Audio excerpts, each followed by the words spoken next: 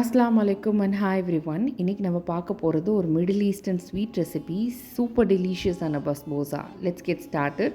ஒரு பவுலில் 4 ஸ்பூன் அளவுக்கு மெல்டட் கீ எடுத்துக்கலாம். அது கூட 1 கப் அளவுக்கு தயிர், நல்ல கெட்டி தயிர் எடுத்து அடித்து அதோடு சேர்த்துக்கலாம்.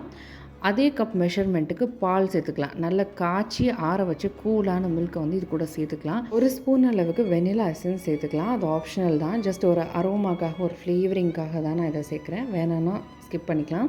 அடுத்ததாக 1 கப் அளவுக்கு ரவை சேர்த்துக்கலாம். அது கூட 1 ஸ்பூன் அளவுக்கு பேக்கிங் பவுடர் சேர்த்துக்கலாம். இப்போ நம்ம ரவை ஆட் பண்ண அதே கப் மெஷர்மெண்ட்டுக்கு சுகரும் சேர்த்துக்கலாம். ஸோ இப்போ இது எல்லாத்தையும் சேர்த்து நல்லா மிக்ஸ் பண்ணிவிட்டு நல்லா அது எல்லாமே கம்பைன் ஆகி வரணும். ஒரு கேக் மிக்ஸ்சர் எப்படி இருக்கும், ரொம்ப லூஸாகவும் இல்லாமல் ரொம்ப டைட்டாகவும் இல்லாமல் கரெக்டான கன்சிஸ்டன்சிக்கு ஒரு கேக் மிக்ஸ்சர், ஒரு பேட்டர் எப்படி இருக்குமோ அந்த கன்சிஸ்டன்சிக்கு ஒரு லைட் போரிங் கன்சிஸ்டன்சியில் இருக்கணும். அந்த அளவுக்கு இதை நல்லா மிக்ஸ் பண்ணி எடுத்துக்கலாம்.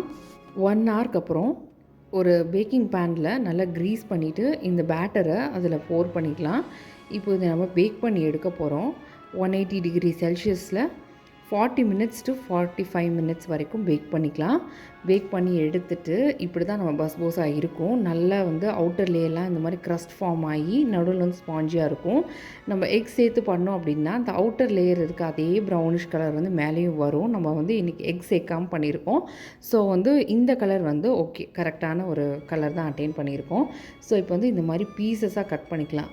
Square shape or diamond shape நம்மளுக்கு எப்படி வேணுமோ அந்த மாதிரி பீசஸ் கட் பண்ணிக்கலாம். இதை நான் இன்றைக்கி ஸ்கொயர் ஷேப்பில் கட் பண்ணுறேன். ஸோ சாஃப்டாக தான் இருக்கும் இந்த கேக். அதனால் ரொம்ப ஸ்லோவாக தான் கட் பண்ணணும், இல்லாட்டிக்கு அந்த பிசுறு மாதிரி கொஞ்சம் வெளியே வந்துடும். நார்மல் சுகர் சிரப் ரெடி பண்ணி வச்சுருக்கேன். இது எந்த ஒரு பதம் அதெல்லாம் எதுவும் தேவையில்லை. நார்மலாக ஒரு சுகர் சிரப் ரெடி பண்ணி வச்சுருக்கேன். நீங்கள் செய்கிற குவான்டிட்டி பொறுத்து, உங்களுடைய பஸ்போசாவோட குவான்டிட்டி பொறுத்து நீங்கள் சுகர் சிரப் ரெடி பண்ணிக்கோங்க. ஸோ இப்போது நம்ம ரெடி பண்ணியிருக்க இந்த சுகர் சிரப்பை இந்த பஸ்போசா மேலே கொஞ்சம் கொஞ்சமாக போர் பண்ணணும். ஸோ இதை அந்த கன்சிஸ்டன்சி, அந்த சாஃப்டாக ஸ்மூத்தான ஒரு ரிச்னஸ் கொடுக்குறதே இந்த சிரப் தான். ஸோ தாராளமாக சேர்த்துக்கலாம். சேர்த்து முடித்ததுக்கப்புறமா 1 ஹவருக்கு இதை செட் பண்ண விட்டுறலாம். நல்லா செட்டில் ஆகணும் இந்த வாட்டர் இதில். ஸோ ரெஸ்ட் விட்டதுக்கப்புறமா நம்ம பஸ்போசா சூப்பராக ரெடி ஆயிரும். பிஸ்டாச்சியோஸ் இல்லை பாதாம் அந்த மாதிரி ஏதாவது நட்ஸை மேலே சாப் பண்ணி வச்சு சர்வ் பண்ணால் சூப்பராக இருக்கும். டெலிஷியஸான இந்த பஸ்போசா ரெடி. ஸோ டக்குன்னு ஒரு பார்ட்டி, செலிப்ரேஷன் ஆர் ஈத் டைமில் நம்ம இந்த ரெசிபியை ட்ரை பண்ணலாம். அவ்வளோ நல்லாயிருக்கும், ரிச்சாக இருக்கும் அந்த லுக்கே ஒரு டேபிளில் வைக்கும்போது.